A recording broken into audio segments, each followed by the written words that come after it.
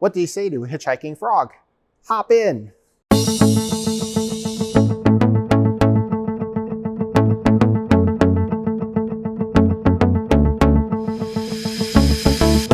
Hi, I'm Ryan with the Neville Public Museum, and I'm here today to share some of the coolest things we have on display.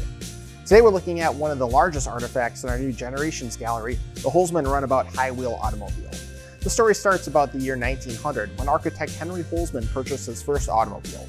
Of course, this was still a new and expensive technology, and Holsman was less than thrilled with this purchase.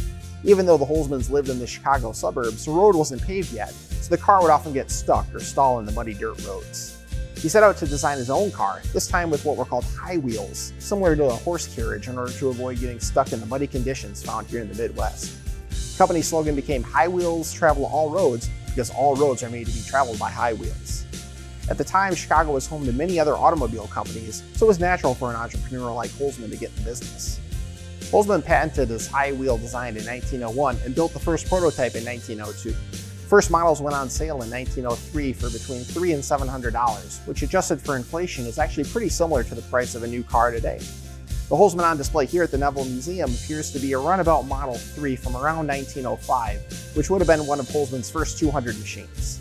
The high point for the Holsman Automobile Company was 1907, when about 750 vehicles were produced. By 1910, the company merged with Independent Harvester Company, not to be confused with the more famous International Harvester. Sadly, soon after that, automobile production ceased. All told, about 2,500 Holsman high-wheel automobiles were produced.